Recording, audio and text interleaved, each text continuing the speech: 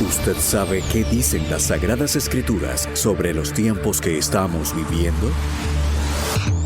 En CRB Radio presentamos Logos, el final del comienzo, con la pastora Isabel Cornejo, maestra bíblica, quien nos pondrá en contexto sobre lo que dice la Biblia en el libro de Apocalipsis para estos tiempos.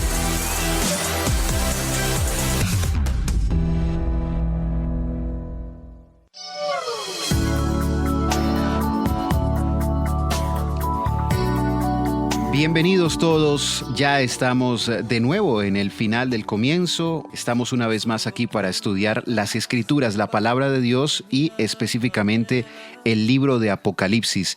Ya hoy entramos al capítulo número 4.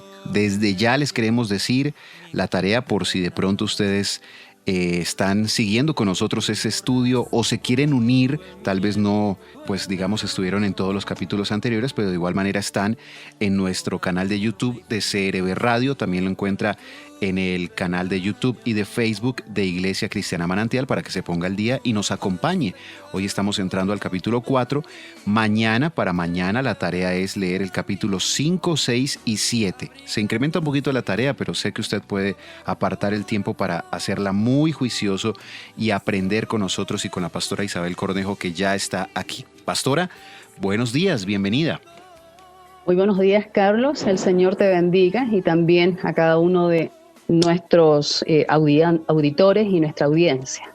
Bueno, pastora, ya hoy entramos al capítulo 4, un capítulo que pues está cargado de muchos símbolos, de muchas cosas que seguramente queremos saber qué fue lo que vio Juan en esa visión que describe el capítulo 4, donde ya aparecen los 24 ancianos, los 4 seres vivientes, muchas cosas que usted seguramente nos va a explicar a continuación.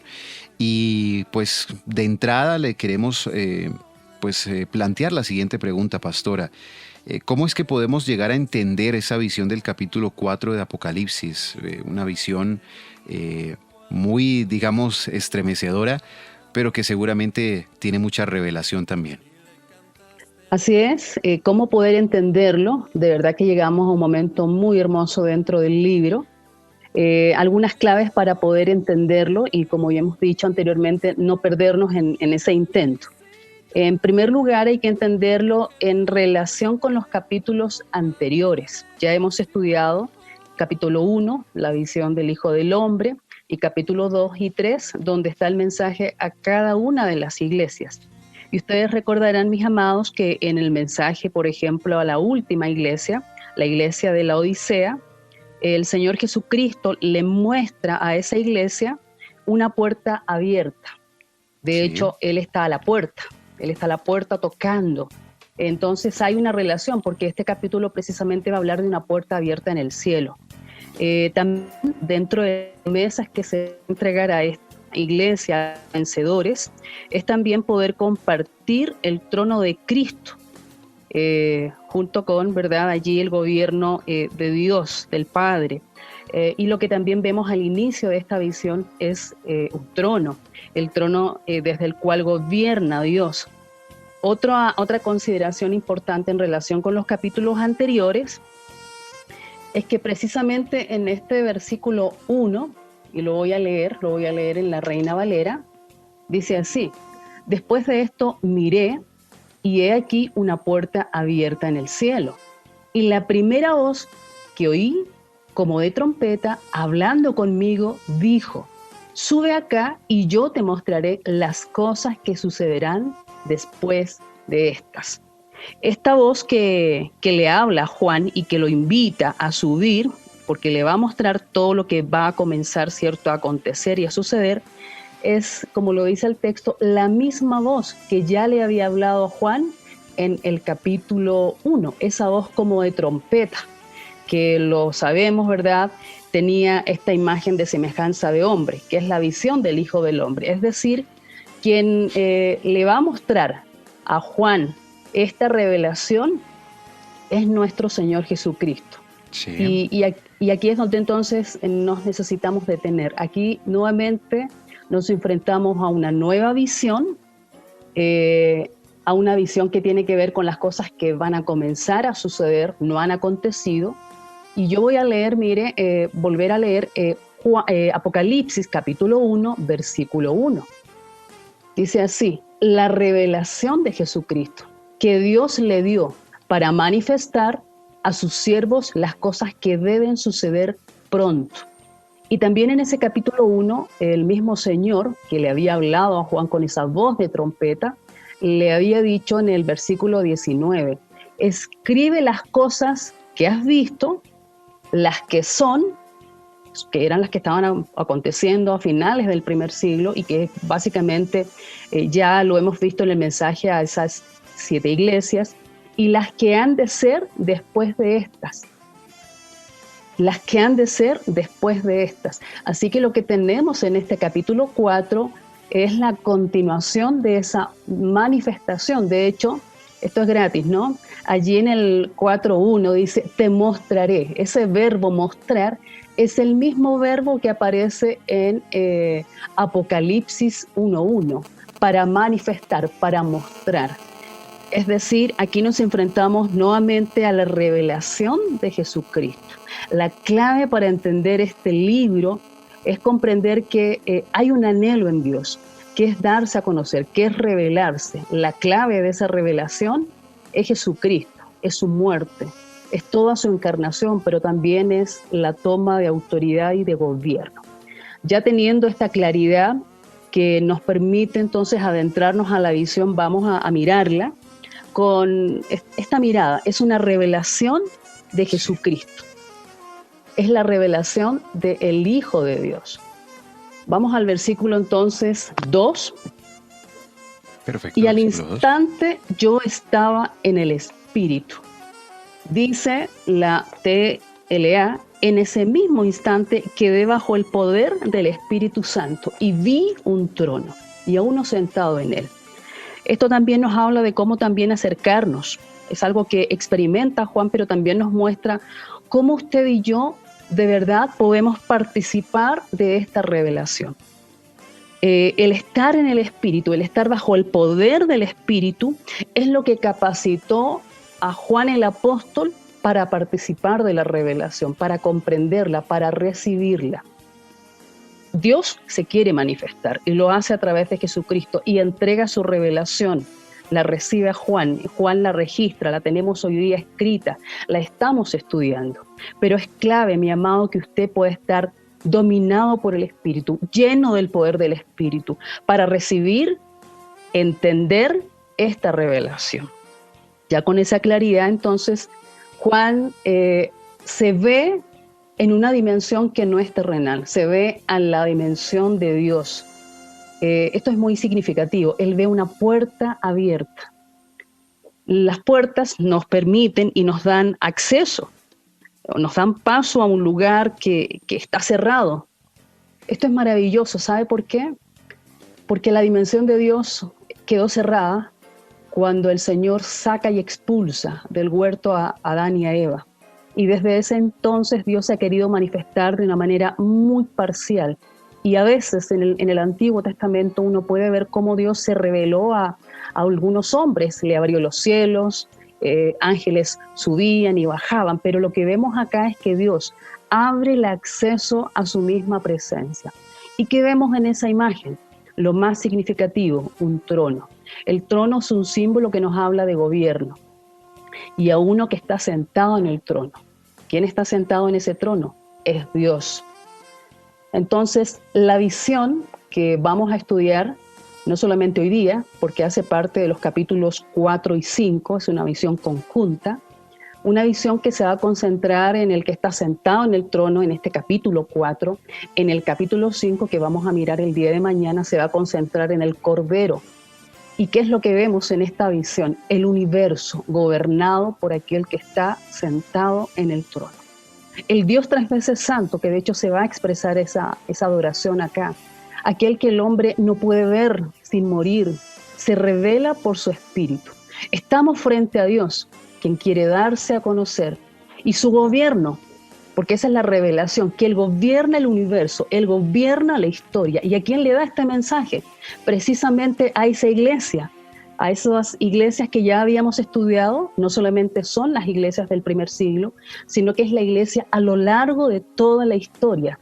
¿Y qué nos manifiesta el hecho de que Él esté sentado en ese trono? Primero, que Él está gobernando, que su gobierno desea penetrar en cada área de la vida de su iglesia, en cada área de su vida familiar, en cada esfera de la sociedad. Este mensaje, este capítulo 4, es tremendamente revolucionario, porque nos habla de otro rey, nos habla de otro emperador, nos habla de otro gobierno. La iglesia enfrentaba muchos desafíos a finales de ese primer siglo, ya lo hemos estudiado.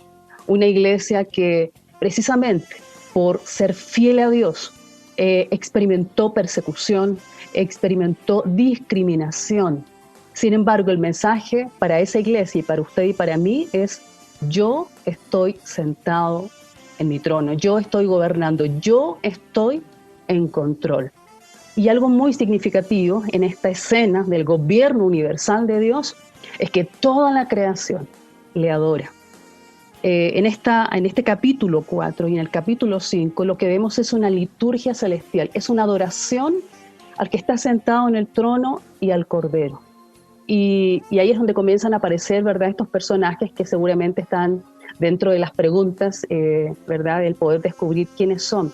Pero básicamente lo que vemos aquí es a distintos seres, estos 24 ancianos, los 4 seres vivientes, los ángeles también, que adoran a Dios y que también adoran al Cordero.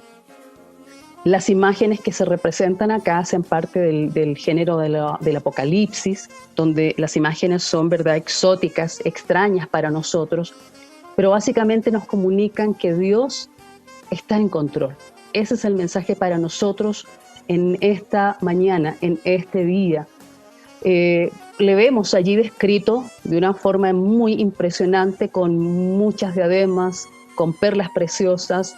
Todas estas imágenes básicamente nos hablan de la majestad de Dios, de su poder, de su carácter.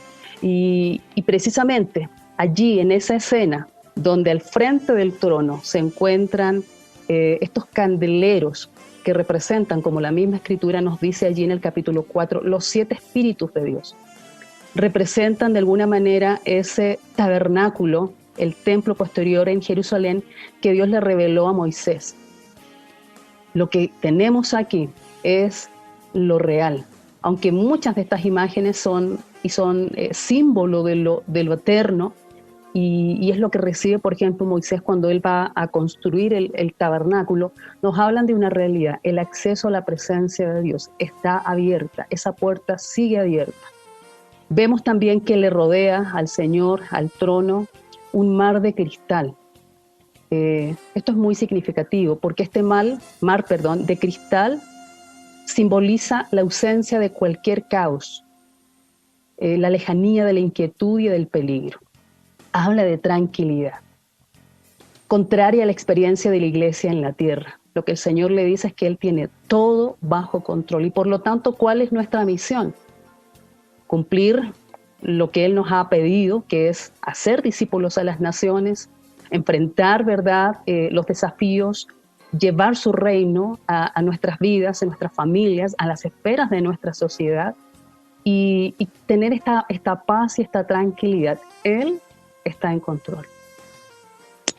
Muy bien, pastora, pues gracias por explicarnos de esta manera tan detallada cada uno de los símbolos que hay en el capítulo 4. Sin embargo, como usted lo señalaba, hay muchas preguntas acerca de este capítulo, así que abrimos ya nuestra sección de los oyentes.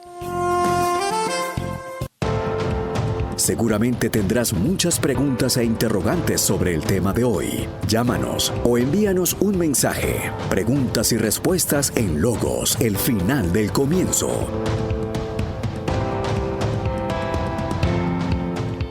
Pastora, le hacen esta pregunta desde Miami, la envía Lira y nos dice: Pastora, mi pregunta es, ¿el trono del que habla Juan es un mueble o es algo imaginario?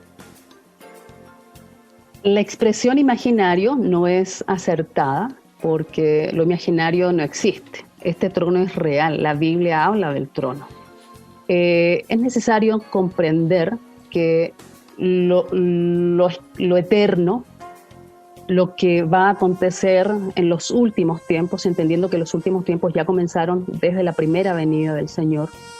En la Biblia se describen con el signo de lo temporal. Sin embargo, estamos viendo por medio de estos símbolos el reflejo de lo que es eterno, de lo que no termina. El trono es un símbolo, y cuando hablo de símbolo no me refiero a que sea imaginario, es algo real. Ahora, ¿cómo es en la realidad? No lo sabemos, pero ¿cuál es el mensaje que comunica el trono? Gobierno. Eso es lo relevante. Y aquí para cada uno de nuestros oyentes, nuestros auditores, a veces en este tipo de literatura, en los apocalipsis, uno se entrampa en las imágenes y piensa que lo relevante son las imágenes. Estas imágenes que son, como ya lo hemos planteado, difíciles de comprender, y lo que quieren es comunicar un mensaje. Lo importante acá es comprender el mensaje, porque el mensaje no es la imagen. El significado de la imagen es lo que se quiere comunicar. Perfecto, pastora, nos queda tiempo. Otra pregunta nos dice Carlos Figueroa desde Villavicencio. Como usted lo señaló, pastora, él se pregunta, ¿quiénes son los 24 ancianos? Bueno, aquí es muy importante entonces la relación que ya la planteamos que tiene este capítulo y estos personajes, los 24 ancianos, con lo que ya hemos estudiado. ¿Qué hemos estudiado? Que el Señor, capítulo 1, porque eso es muy importante, la Biblia se interpreta a sí misma. ¿Y qué nos dice? Mire, Apocalipsis capítulo 1, versículo 5. Jesucristo nos amó y nos lavó. Y dice luego, ¿verdad? Versículo 6, nos hizo reyes y sacerdotes para Dios su Padre. Eso es lo primero. Lo segundo es que las vestiduras blancas y la corona a los vencedores, que es lo que vemos acá porque tienen coronas y tienen vestiduras blancas, es también la recompensa a los vencedores, los tronos y las coronas, incluso como lo mencionábamos. Por ejemplo, a la última iglesia de la Odisea se le promete gobernar juntamente con el Señor. A 2 iglesias se les habla de coronas, a otras se les habla como promesa de vestiduras blancas. Lo que tenemos aquí representado en estos 24 ancianos es al pueblo de Dios, al pueblo que ha salido vencedor. Aquí está la imagen del sacerdocio.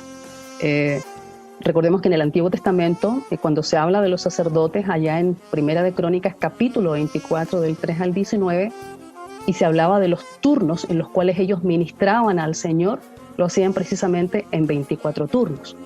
Aquí también algunos podrían ver a los 12 del Antiguo y los 12 del Nuevo Testamento, pero más allá de lo que estoy planteando, aquí definitivamente lo que tenemos es una representación por la manera en que ellos se nos presentan, tronos, coronas, ropas blancas, del pueblo de Dios que ha salido vencedor, que en la tierra vive una realidad, pero en la dimensión de Dios está adorando al Padre, al que está sentado en el trono, y al Cordero.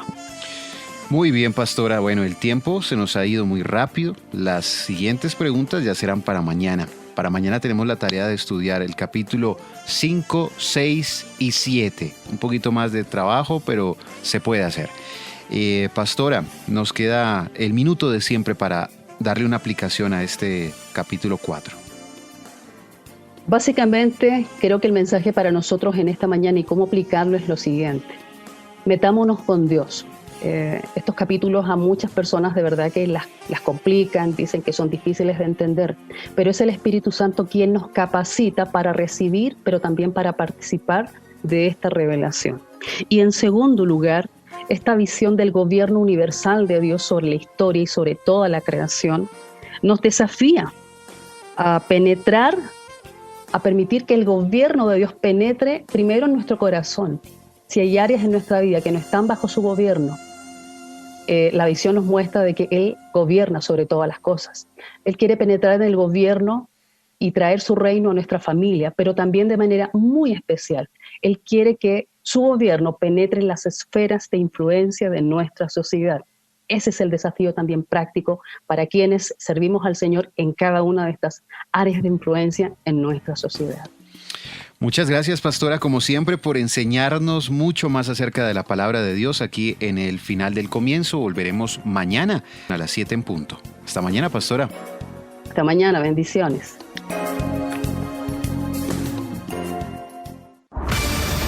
¿Usted sabe qué dicen las Sagradas Escrituras sobre los tiempos que estamos viviendo?